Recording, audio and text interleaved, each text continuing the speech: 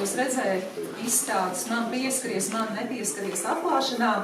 Divi mākslinieki, draugi, tēlnieks Ivars Miķelsons un mākslinieks Aivars Vilipsons ir savu radošo devumu, skatījumu uz pasauli, cilvēkiem un lietām atveduši šeit uz Tukumu, lai varam priecāties mēs un arī vietējie mākslas baudītāji, jo tiešām īpaši prieks par to, ka šī ir pirmā izstāde, mākslinieka izstāde Tukumā.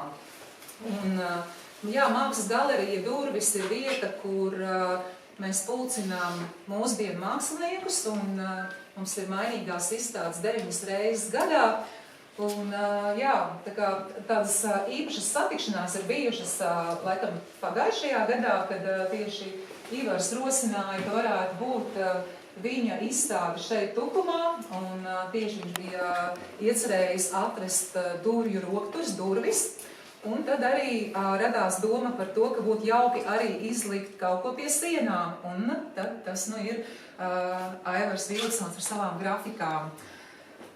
Baudīsim šo dienu, baudīsim kopā būšanu un došu vārdu pašiem māksliniekiem par to, ko mums skatīt. Jā, kā jūs redziet, laika apstākļi tieši tādi, kā mēs vēlējāmies. Lai neatbrauc tik daudz tie cilvēki, bet tā kā ir tā ir.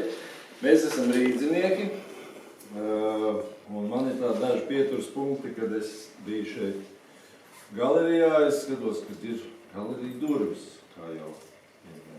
Bet, labi, ir galerija Durvis, bet man taču ir rokturi.